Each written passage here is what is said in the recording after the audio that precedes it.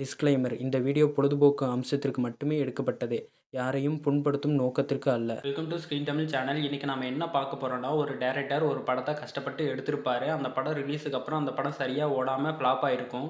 ஆனால் படத்தோட டைரக்டர்ஸ் படத்தோட தோல்வியை ஏற்றுக்கொள்ளாமல் ஏதேதோ சப்ப காரணங்கள்லாம் சொல்லிட்டு விலகிடுவாங்க. ஸோ அதை பற்றி தான் இன்றைக்கி நம்ம பார்க்க போகிறோம். அதுக்கு முன்னாடி சேனல் சப்ஸ்கிரைப் பண்ணிவிடுங்க. அப்போ தான் நாங்கள் போடுற வீடியோக்களை உங்களால் உடனுக்குடன் பார்க்க முடியும். ஃபஸ்ட்டு நம்ம பார்க்க போகிற மூவி பார்த்தீங்கன்னா இந்தியன் மூவி பார்த்தீங்கன்னா பெரும் எதிர்பார்ப்போடு வந்து அட்டர் ஃப்ளாப்பான திரைப்படம். விமர்சன ரீதியாகவும் வசூல் ரீதியாகவும் தோத்த ஒரு திரைப்படம். டைரக்டர் சங்கருக்கு இதுதான் ஃபஸ்ட் டைம். அவருடைய 2.0 படம் விமர்சன ரீதியாக தோத்தாலும் கூட வசூல் ரீதியாக ஜெயிச்சிருக்கும். ஆனால் இந்தியன் 2 ரெண்டுலேயுமே ஃபெயிலியர் ஆயிடுச்சு. ஆக மொத்தம் இந்தியன் 2 படம் ஃப்ளாப் தான். ஆனால் இதை ஏற்றுக்காத டைரக்டர் சங்கர் என்ன சொல்கிறாருன்னா, நல்ல விமர்சனம் வருது, அதையும் எடுத்துக்குவோம்.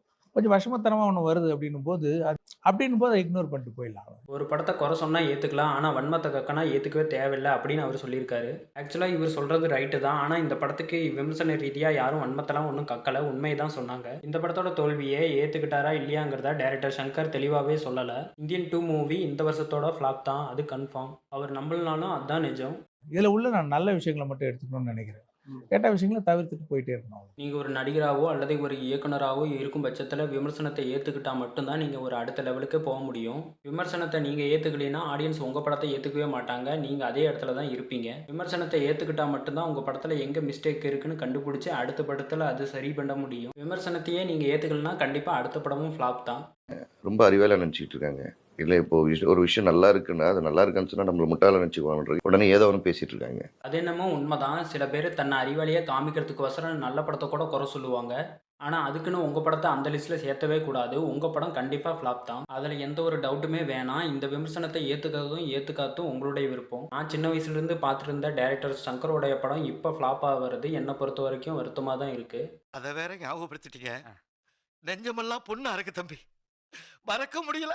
ரெண்டாவதாக பார்க்க போகிறது பார்த்தீங்கன்னா லியோ மூவியோட செகண்ட் ஹாஃப் பார்த்தீங்கன்னா சுத்தமாக லேகு. படத்தோட இன்டர்வல்லையே படம் நின்று போச்சு. ஆக மொத்தம் லியோ மூவி ஒரு ஆவரேஜான படம் தான். ஆனால் இதை படத்தோட டைரக்டர்ஸ் ஏற்றுக்கவே இல்லை. பார்த்திபன் அவர் வாயிலேருந்து சொல்லல லியோ யாருன்னு. யாரோ ஒரு மூணாவது மனுஷன் மன்சூர் அலிகான் சொன்னது தானே படத்தில். ஆடியன்ஸ்க்கு வந்து இந்த படத்தோட செகண்ட் ஹாஃபே பிடிக்கல. ஆனால் இவருக்கு ஃப்ளாஷ்பேக் தான் பிடிக்கலன்னு நினச்சிக்கிட்டு ஃப்ளாஷ்பேக் வந்து ஃபேக் ஃப்ளாஷ்பேக்னு சொல்லி முட்டு கொடுத்துட்டு இருந்தாரு. ஒரு படம் விமர்சன ரீதியாக தோத்துருச்சுன்னா ஒத்துக்கணும். அதை விட்டுட்டு அந்த படத்தை இப்படி பாருங்க அப்படி பாருங்க தலைகளாக பாருங்கன்னு சொல்லி முட்டு கொடுக்கக்கூடாது. அடுத்து மூணாவதாக பார்க்க போகிறது பார்த்தீங்கன்னா வலிமை மூவி பார்த்தீங்கன்னா விமர்சன ரீதியாக ஒரு ஃபெயிலியரான ஒரு திரைப்படம். ஆனால் இந்த படத்தோட டைரக்டர்ஸ் இந்த படத்தோட தோல்வியை ஏற்றுக்கொள்ளாமே இருக்காரு.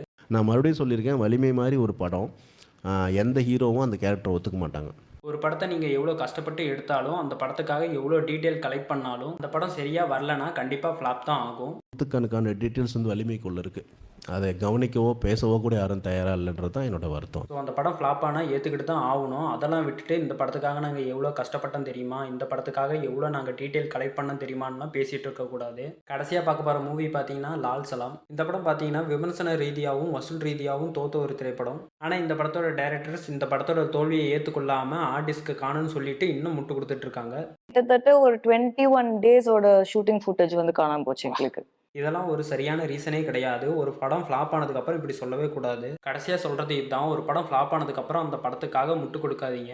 படத்தோட தோல்வியை அக்செப்ட் பண்ணுங்க, விமர்சனத்தை ஏற்றுக்கோங்க, தப்புக்களை திருத்துங்க, அப்புறம் அடுத்த படத்துக்கு போங்க. இதை தான் இந்த வீடியோட கடைசியாக நான் சொல்லிக்க விரும்புகிறது. ஸோ அவ்வளோதான், வீடியோட எண்டுக்கு வந்துட்டேன். இந்த வீடியோ பற்றி ஏதாவது நிறைகுறல் இருந்தால் கீழே கமெண்ட் பண்ணுங்கள். என்னடா வேணும்? சப்ஸ்கிரைப் பண்ணிட்டு போ.